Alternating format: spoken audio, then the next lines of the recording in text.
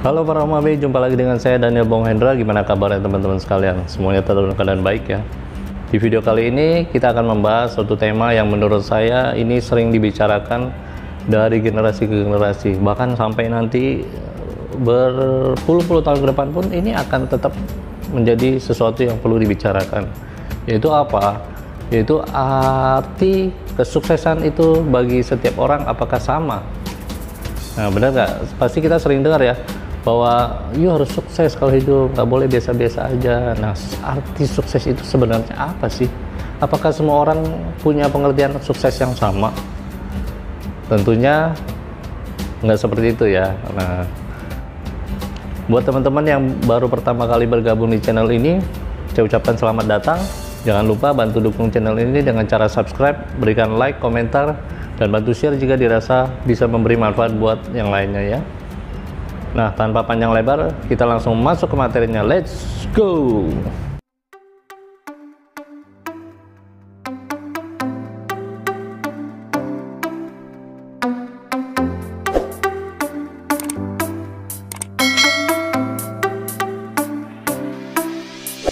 Oke teman-teman, saya yakin setiap kita kepengen sukses. Nah, yang jadi masalah adalah apakah setiap kita ngerti sukses itu seperti apa.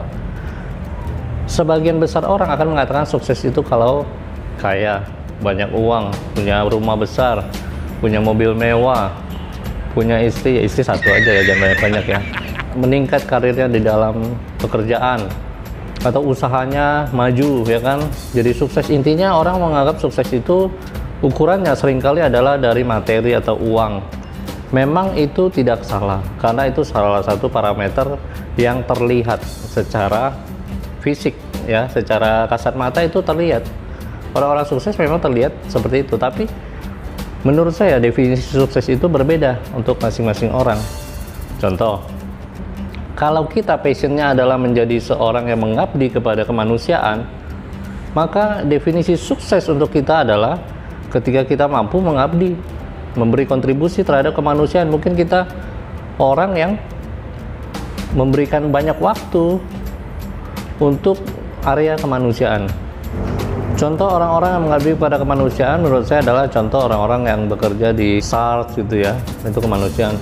Lalu pendeta, lalu ulama, ustadz, orang-orang yang memang berkontribusi terhadap sosial atau kemanusiaan itu, maka sukses bagi mereka adalah ketika mereka mampu memberikan kontribusi secara positif kepada lingkungan yang bisa mereka jangkau. Itu adalah sukses buat mereka. Lalu kalau untuk yang secara akademis, berarti sukses untuk mereka adalah kalau mereka mampu mencapai suatu gelar misalnya. Entah itu gelar S2 kah, atau mungkin gelar profesor kah. Sukses buat mereka adalah kalau mencapai gelar itu misalnya. Ya kan? Lalu kalau kita seorang pebisnis, maka sukses buat seorang pebisnis adalah ketika mampu membangun bisnisnya menjadi lebih besar dan lebih besar lagi.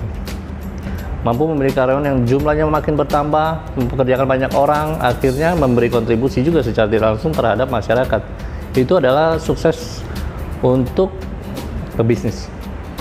Nah, bagaimana dengan sukses di bagian pekerjaan misalnya? Oh ya, tentu pekerjaan adalah kalau dia mampu mencapai posisi yang lebih tinggi dari sebelumnya, maka itu harusnya bisa menjadi takaran dia sukses. Betul nggak? Jadi sukses itu menurut saya adalah sebuah perjalanan sebenarnya, bukan tujuan akhir. Jadi kalau kita bilang itu tujuan akhir, begitu kita sampai lalu apakah itu selesai? Enggak. Karena sifat dasar manusia kan memang nggak pernah puas ya. Katakanlah dia sudah mencapai target yang dia inginkan, apakah artinya sudah selesai? Udah sukses? Belum, dia harus berkembang terus, harus lebih. Karena kalau kita tidak terus menginginkan lebih dalam arti yang positif ya, bukan serakah ya, menginginkan lebih artinya menjadi lebih baik, menjadi lebih bermanfaat buat orang lain, menjadi lebih berkontribusi buat masyarakat, harusnya itulah yang dibilang menjadi sukses. Uniknya untuk menjadi sukses itu ada kriteria-kriteria yang harus dimiliki ya. Untuk bisa menjadi sukses, setiap kita akan dituntut untuk mengikuti perubahan. Artinya kalau orang yang tidak mau berubah, tidak mau mengikuti perkembangan zaman, maka agak mustahil dia bisa mencapai targetnya atau menjadi lebih baik ya. Misalkan dulu waktu masih belum zamannya handphone, warung telepon atau warnet itu membooming. Semua di mana-mana buka wartel, warnet, rame pula, ya kan?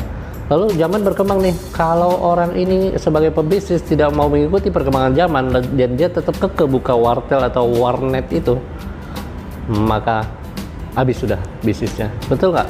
Karena orang sudah punya handphone, sudah bisa nelpon dari handphone, sudah bisa browsing dari handphone, nggak perlu lagi ke warnet atau pergi ke wartel.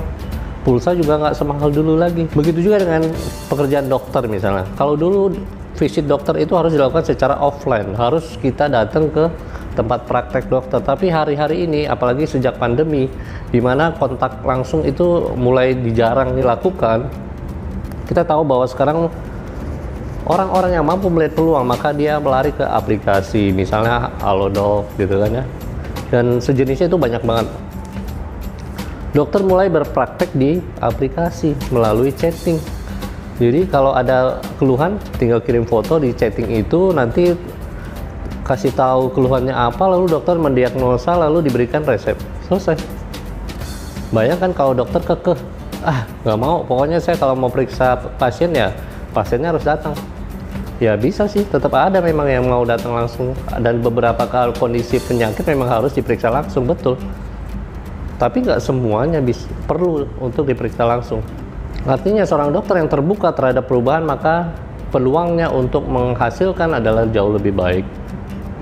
Nah, lalu perusahaan-perusahaan misalnya yang dulunya berjualan secara offline, menaruh barangnya di toko-toko ya kan, dulu jalan, tapi hari-hari ini orang mulai lari ke online, masuk ke e-commerce. Kalau perusahaan-perusahaan tetap kekeh mau jualannya offline bisa, tapi omsetnya nggak akan bisa berkembang karena semuanya sudah mulai jualan online. Dan penjualan di online itu dari tahun ke tahun mencatat kenaikan yang signifikan dan terus bertambah. Bayangkan kalau tidak mau berubah, rata-rata kita pasti tergilas oleh perubahan itu sendiri. Artinya area apapun yang kita geluti, kita harus mau berubah, upgrade diri supaya bisa mengikuti perkembangan zaman. Betul nggak? Nah, ketika kita memantaskan diri dengan mengupgrade diri, maka secara tidak langsung uang itu akan datang. Betul nggak? Kan semuanya kita tuh dibayar karena kita mampu memberikan solusi buat kebutuhan orang lain. Kita tahu bahwa salah satu aplikasi transportasi yang paling terkenal di Indo itu misalnya Gojek. Ini ada perusahaan yang brilian menurut saya. Dia melihat peluang ini jauh sebelum orang lain melihat. Dia tahu bahwa daerah-daerah macet perlu satu transportasi, yaitu motor, ojek online, yang selama ini ada di pangkalan, direkrut supaya menjadi online, supaya orang yang mau naik kendaraan ojek ini nggak harus ke pangkalan, tapi bisa order dari rumah, dari posisi manapun. Bayangkan betapa briliannya pemilik ide ini. Dan kita tahu hari ini Gojek sudah seperti apa, perusahaannya sudah sebesar apa, betul nggak? Dengan dia lakukan itu, otomatis penghasilannya bertambah nggak? Bertambah. Begitu juga dengan kita, apapun pekerjaan kita, selama kita mau mengupgrade diri, pasti kita bisa mendapatkan penghasilan yang lebih tinggi. Nah, menariknya, untuk menjadi sukses, orang tidak harus ganteng, tidak harus cantik, tidak harus dari keluarga kaya, tidak harus berpendidikan super tinggi, tidak harus lulusan luar negeri, tidak harus dari lulusan universitas terkenal juga. Kita tahu orang bisa sukses walaupun misalnya dia dari latar belakang yang miskin dulunya. Ada juga orang yang sukses bukan karena dia ganteng, bahkan mohon maaf mungkin tidak atau jauh dari ganteng ya, tapi sukses. Banyak orang bisa sukses. Nggak harus dia berumur mapan, harus 40 tahun baru sukses, nggak juga. Ada juga yang usia muda sudah sukses, sudah meraih impiannya. Berarti patokan atau kriteria yang dibutuhkan untuk sukses bukan ganteng, bukan cantik, bukan harus dari keluarga kaya, bukan harus lulusan luar negeri, bukan harus bersekolah tinggi. Bukan berarti sekolah tinggi nggak perlu ya, Tapi yang penting adalah jangan males. Nah itu, teman-teman pernah lihat orang yang nggak ganteng, mungkin mohon maaf dianggap orang jelek, tapi sukses, terkenal, berhasil. Orang yang dulunya susah berhasil. Tapi kalau orang malas, pernah nggak teman-teman dengar ada orang malas lalu sukses jadi kaya raya di situ? Nggak ada. Malas itu berbeda ya dengan kerja cerdas ya. Oh, saya meminimalkan kerja saya, tapi hasilnya bisa maksimal. Memang ada orang yang bisa lakukan seperti itu.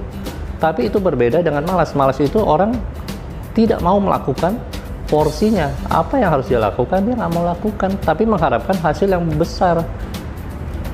Ini sukses apa gila ya?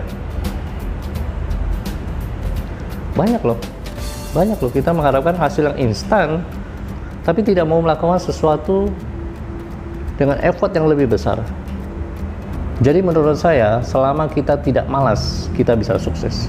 Selama kita tidak malas untuk mau belajar hal-hal yang baru, mengupgrade diri kita setiap hari, mengupgrade skill kita, juga mengevaluasi diri kita setiap hari, maka chance kita untuk bisa sukses di area yang kita inginkan jadi lebih besar.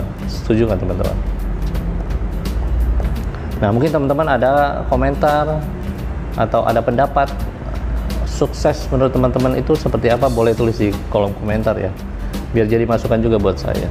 Saya yakin banyak teman-teman yang nonton ini juga jauh lebih luar biasa dari saya. Oke, kita rangkum aja ya. Kalau teman-teman dengar dari awal terus sampai detik ini teman-teman nggak atau lupa tadi ngomong apa ya dari awal ya, poin ini aja yang perlu teman-teman ingat.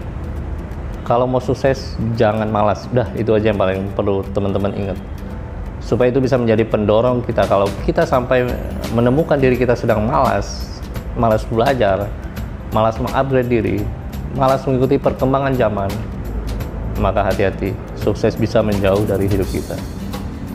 Ketika sukses menjauh dari hidup kita, penghasilan juga ikut menjauh pasti. Betul nggak? Karena kita tahu kita menghasilkan itu bukan untuk diri kita sendiri, tapi untuk orang-orang yang kita sayangi, entah itu saudara, anak, istri, orang tua, ya kan? Atau kita mau berkontribusi terhadap masyarakat, kita juga kalau bisa kepengen bisa donasi, menyumbang ketika ada bencana, memberikan kontribusi kita terhadap lingkungan. Kita perlu uang. Jadi ketika mindset kita tanam bahwa kita mencari atau menghasilkan uang bukan untuk kebutuhan kita sendiri, percayalah, Allah atau Tuhan pasti akan bukakan jalan. Saya rasa segitu dulu untuk video kali ini. Terima kasih untuk teman-teman yang sudah menonton sampai detik ini atau di akhir video ya. Jangan lupa bantu subscribe, berikan like dan komentar, juga bantu share jika ini dirasa bisa memberi manfaat, paling tidak mencerahkan ya. Kita ketemu lagi di konten berikutnya. Ciao.